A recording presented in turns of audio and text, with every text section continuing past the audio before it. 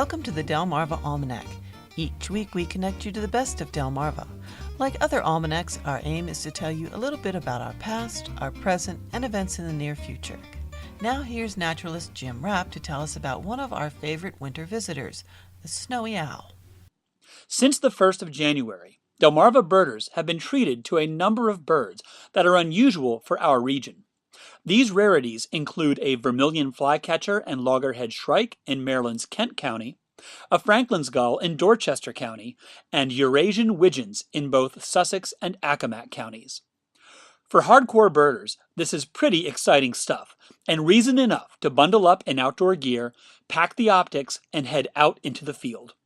Less enthusiastic types may not feel compelled to brave the winter weather for rare gulls and ducks. But there's one bird that makes even the wimpiest wildlife watcher don the hat, scarf, and gloves, grab the binoculars, and travel through Arctic conditions for just a glimpse at brilliant white feathers and big golden eyes. Even folks who would never identify as a birder are known to trek after these rare northern visitors, perhaps because of the popularity of Harry Potter's pet, Hedwig. The magnificent snowy owl spends summers far north of Delmarva in the Arctic Circle, but migrates south in the winter. Commonly seen in the northern U.S. this time of year, snowies sometimes venture to Delmarva's open spaces. During dramatic migrations known as eruptions, some snowy owls invade the U.S. as far south as Florida. Snowy owls are the largest owl by weight in North America. They have snowy white feathers with differing degrees of brownish-black flecks and bars. The close flecking on females can give them a salt and pepper appearance. Immature males also have dense flecks and bars, but mature male snowy owls range from pale to pure, ghostly white. Both sexes have smooth, round heads that lack the ear tufts found on great horned owls and screech owls. They have chunky bodies and substantial feathering on their legs. Their intense yellow eyes are outlined in black. In the Arctic, snowy owls hunt for lemmings, ptarmigans, waterfowl, and other small mammals and birds. Unlike their nocturnal relatives, snowy owls hunt during the day. In the Arctic summer, daylight lasts for 24 hours, and the owls will hunt around the clock. When hunting, they use their excellent binocular vision and hearing to locate their prey, even under thick vegetation or a blanket of snow. Once the prey is in focus, the owls fly, and sometimes run, to pounce with their powerful talons. Snowy owls are not forest birds. They prefer the vast open tundra, where they spend most of their time sitting on slightly elevated hills, surveying the terrain for prey. Female snowies build their nests here too, by scraping a shallow depression on the ground. Clutch size depends upon food availability and can range from 3 to 11 eggs. The female incubates the eggs, and the male brings food to mother and babies. Young snowies leave the nest around 25 days after hatching, but they can't fly well until they're a month and a half old. After they are old enough to be on their own, the young owls disperse in all directions from their nest.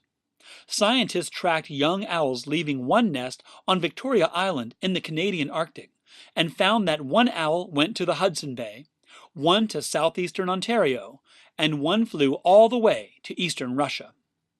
Some snowy owls may stay on their Arctic breeding grounds throughout the year, while others migrate to winter in southern Canada and the northern United States.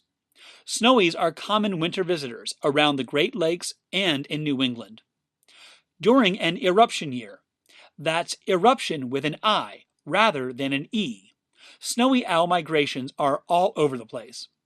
During a massive eruption over the winter that started in late 2013, snowy owls made it as far south as Vicksburg, Mississippi, and Jacksonville, Florida.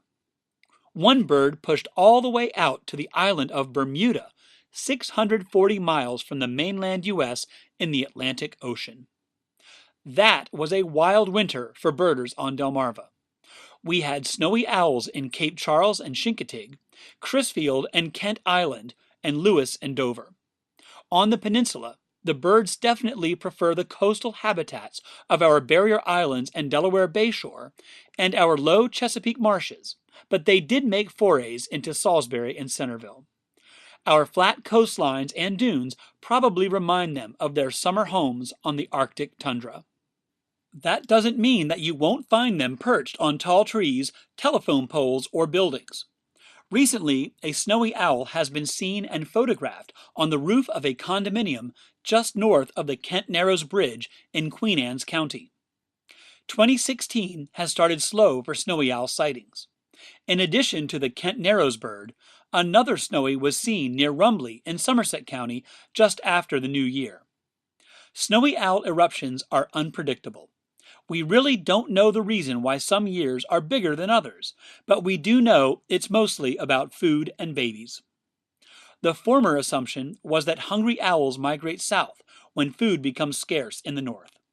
It was also assumed that many eruption year snowy owls did not survive their long migrations or winters in the southern U.S. Neither assumption is correct.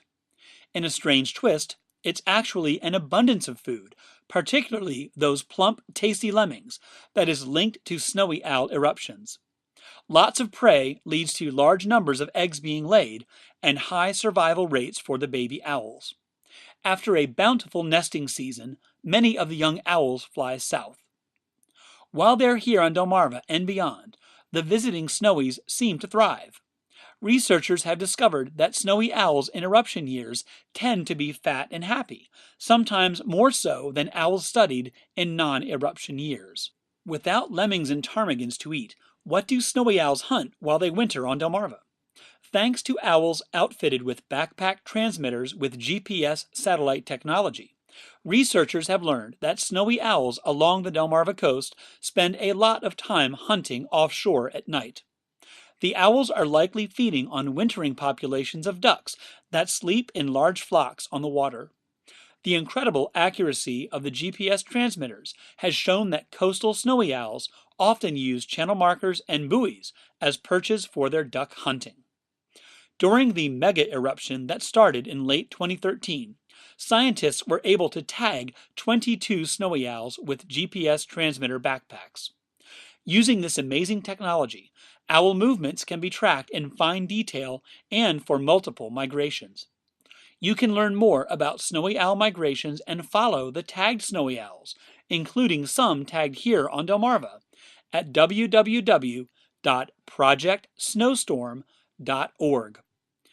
We don't yet know if this recent blast of cold winter weather will bring more snowy owls to the peninsula, but if it does, you can join the expert guides leading field trips to look for snowies during the Delmarva Winter Birding Weekend, which will be held January 29th through the 31st.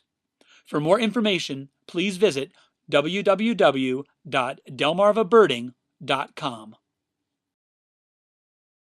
If you'd like to learn more about snowy owls, visit this article on our website for links to other sites and to our 2014 interview with Ocean City photographer Alan Sklar, who has captured on camera beautiful images of the snowy owl. That's delmarvaalmanac.com/nature.